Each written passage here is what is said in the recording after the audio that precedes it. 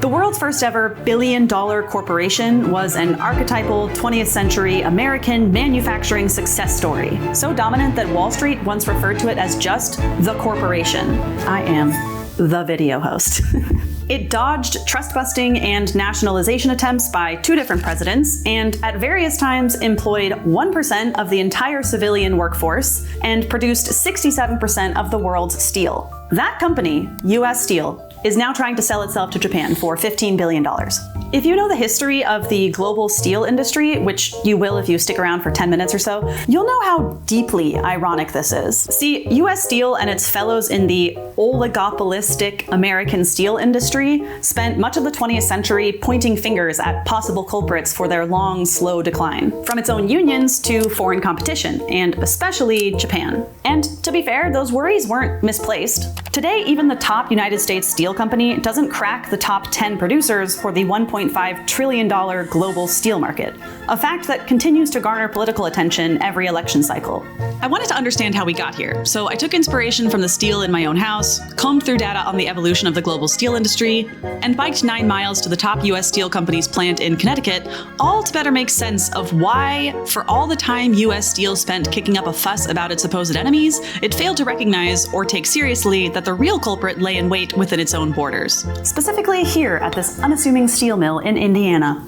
So I want to start just by emphasizing how important steel is to our modern way of life. This coffee cup, made of steel. Steel is everywhere. It is quite literally the backbone of modern civilization. We need look no further than my half torn apart house. Let's go. Feel free to shame me about the current state of my house. That might encourage me to do something about it more quickly.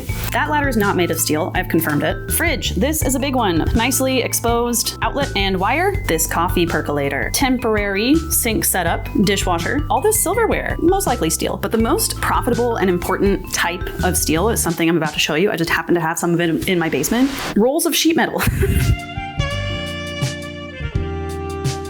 If steel as a whole is the backbone of modern society, which it totally is,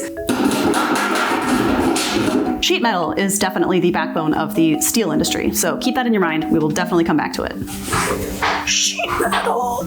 So from my house to construction workers in the 1930s posing for terrifying photos during their lunch breaks, it's just impossible to overstate how important steel is. So while there are certainly huge factors at play in this story, unionized labor, foreign trade policies, a couple of global wars, all of which we will get to, the core of this tale is in the technology. Now I, being just a person who makes videos on the internet, knew nothing about this until a couple of weeks ago. And I still couldn't explain every intricate detail competently, but the basic idea is this. 1, get materials. 2, melt those materials. And 3, pour and shape those materials into whatever you want to make. That's the basic idea, but how it's happened has changed a lot in the 1.5 centuries that have passed since mass-producing steel became possible. And it's also the key to this story, so let's jump in. First up was the Bessemer process, which was super revolutionary at the time in the 19th century, but was also mostly irrelevant by the middle of the 20th century, so we're just gonna breeze right by this one. Next came these huge steel mills using open hearth furnaces. Here, raw iron ore and limestone are melted together in massive coal-fired furnaces. And I do mean massive, like 5 stories tall, massive furnaces. Big corporate behemoths like US Steel and its main competitor, Bethlehem Steel, preferred to be vertically integrated. So they bought up their own mines of iron ore, limestone, and coal, so that everything from raw materials to final product was under their control. Pros, this system, and particularly the open hearth furnaces, made it possible to mass produce all sorts of steel products. Cons, they required a lot of expensive energy, raw materials, and labor. Most steel mills of this type have been shut down in the US and globally in favor of more efficient and cost-effective technology. But for most of the 20th century, this type of furnace and mill formed the backbone of US Steel, both the company and the industry. To speak of one is basically to speak of the other, since US Steel, the company, for most of the 20th century was far and away the largest steel producer. Anyway, these open hearth furnaces put in work. Check out this graph of steel production in the US from 1900 to 2014. This explosive growth right here after the 1930s, this is when US Steel, again, both the company and the industry as a whole, became truly dominant. Thanks to, of course, World War II. Countries around the world needed steel to wage war, and the US delivered. Domestic steel production nearly doubled from 1939 to 1944. And immediately after the war and into the 1950s and 60s, US Steel stayed on top. The biggest country in steel was the United States, and the biggest producer in the United States was US Steel. If you've ever wondered why I film in my questionably colored green room, it's because the rest of my house basically belongs to my toddler. There's one more thing to know before we leave the halcyon days of mid-century American manufacturing. As with every industry, there are tiers of products, from least profitable to most profitable. Least profitable would be little things like nuts and bolts, or something like rebar, which is just buried in concrete, so who cares? And way up here in the most profitable spot is, I forgot it, over in the green room. Ugh. Sheet metal. Hello. For a long time, sheet metal like this could only be made in those huge mills with those massive open hearth furnaces. That's how US manufacturers stayed on top for as long as they did, by cornering the most profitable segment of the market.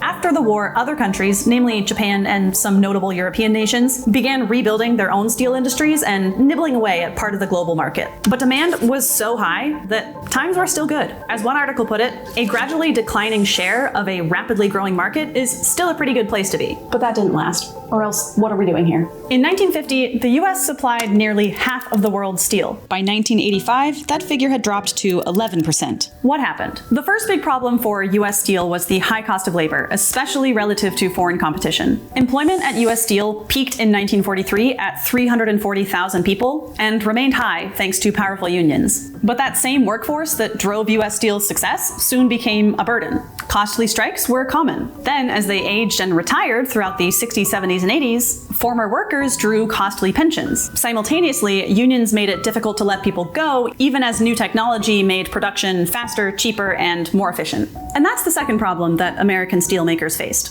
evolving technology. Back to this graph. In the middle of the 20th century, most steel was made with open hearth furnaces in these huge mills. But basic oxygen furnaces, which started production in Austria in 1952, quickly set a new standard for efficiency and cost efficacy. The sheer size of existing mills made it difficult for US manufacturers to adopt new technology. They had already invested a lot in the older tech, and updating wasn't as simple as just swapping one furnace out for another. So in the 60s and 70s, both Europe and Japan outpaced the United States in adoption of basic oxygen furnaces, or BOF. The US steel industry was slow, and US Steel, the company, was especially slow. While US steelmakers were coasting on high global demand, their total global market share was steadily dropping, and foreign imports were creeping up. By the mid-80s, the United States was importing over 25% of its steel, up from 1% in 1955. This, more than anything, spooked domestic manufacturers. They clamored for protections in the form of quotas, anti-dumping measures, and tariffs, becoming one of the most politically protected industries in American history. But the cuts kept coming in the 1970s and 80s as the global steel industry suffered from sky-high energy prices thanks to repeat oil shocks, and by then there was just a glut of production. There's just too much steel. We don't need it. It's enough slices. It's enough slices! US Steel reined in production, sold off assets, and acquired two oil companies, which by the year 2000 accounted for 85% of its revenue. So yeah, by that point, the name US Steel was kind of a misnomer. But like I mentioned, US Steel was so busy pointing fingers elsewhere that it failed to recognize, or at least take seriously, that the true threat was the innovative company next door. It's called Nucor, and it has an outpost pretty near me, so I'm gonna hop on my favorite steel item that I own, my bicycle, and head off to go check it out. While Past Me does that, let's talk about how you can prevent your business from being overtaken by an unexpected foe. Start by visiting HubSpot's Business Ideas database. Here you can find over 50 unique business ideas curated by Hustle founder Sam Parr and co-host of the My First Million podcast, Sean Puri. Maybe if US Steel had had access to the Business Ideas database in the 1980s, they wouldn't be in such a pickle today. We can never prove it, but we can never disprove it either, so you might as well try for yourself. Anyway, back to the video. This bike path I'm on, by the way, used to be train tracks. And what are train tracks made of? Steel. See, it all comes together. So to recap, the biggest US companies are coasting along on the success of their big open hearth furnaces and super high demand. And that worked for a while, but demand didn't stay high. Meanwhile, other companies like those in Japan and Europe, and specifically Nucor in the United States, were embracing a new type of much smaller mill, appropriately called a mini mill. And those mini mill companies started really chipping away at bottom tier products like nuts, bolts, and rebar. Their secret? The electric arc furnace. Now, I'm not going to delve into the nitpicky specifics of how this works, but suffice it to say that this was the most profitable way to make steel for a few reasons. One, startup costs were super small. The mills were small and the furnaces were much smaller, so this made it the perfect type of mill for post-war Japan and Europe. and for up-and-coming upstarts like Nucor. Second was labor and energy costs. Mini mills required far fewer workers and a lot less energy, so big savings there. And finally, and this is the real kicker, instead of using expensive raw materials like limestone and iron ore, mini mills were able to use recycled scrap metal. Yeah, all that metal that US Steel and its contemporaries made in the decades prior became the super cheap input for mini mill companies like Nucor. For a while in the 70s and 80s, Big Steel didn't really care if Nucor ate into the profits of its bottom tier products. Look. Probably a bunch of steel in there.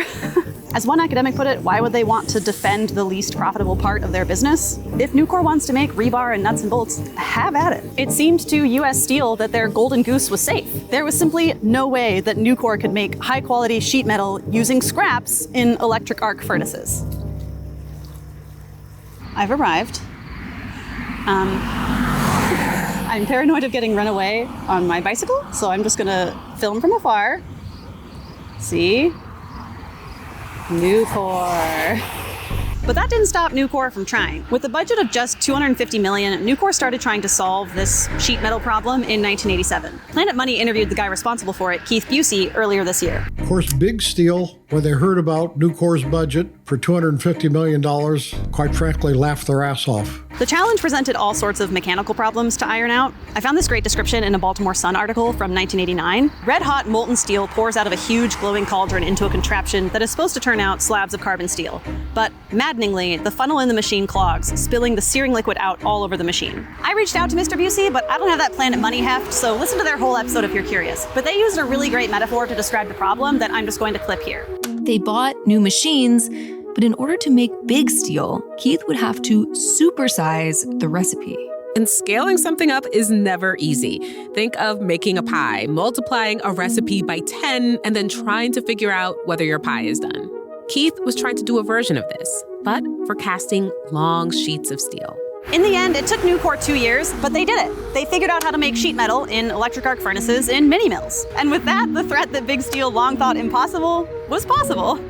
Anyway, I don't know if this bike ride was worth it, but I kind of wanted to just see a little bit of Nucor in person, and now I have. And hay bales of steel bales. So with far greater efficiency, lower costs, and non-unionized labor, Nucor's mini mills broke into the $13 billion sheet metal market.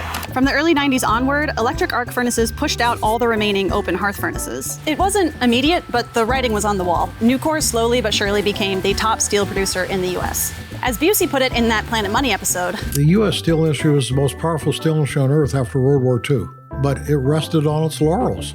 US Steel clung on a lot longer than a lot of its fellow traditional vertically integrated steel companies. 25 American steelmakers actually filed for bankruptcy between 1998 and 2001, including US Steel's longtime second place, Bethlehem Steel. That same year, Nucor surpassed US Steel's overall market share. The latter hung in there for a while, but by December 2023, it was in talks to sell itself to Japan's Nippon Steel for just $15 billion. That same year, Nucor hit a market cap of $43 billion. In fact, the entire US steel industry has shriveled far below its mid-20th century peak. Even Nucor was only the 15th biggest global producer in 2023, 11 spots behind US Steel's would-be buyers. All major presidential candidates oppose the sale, so time will tell if it's actually going to happen. Check back here in a month or so, maybe I'll tell you, this time without biking 18 miles in the rain to make a show of it. So, what did we learn today? 1, steel is rad. 2, some things might not be worth it for the content. And 3, you should check out the Hustle's business ideas database and also subscribe to the Hustle newsletter to get more business and tech stories like this. Who wouldn't want more of this? Also, one of the few places in my house that doesn't feature a lot of steel is toddler toys. See? Looks like steel, not actually steel. Couldn't do that with real steel.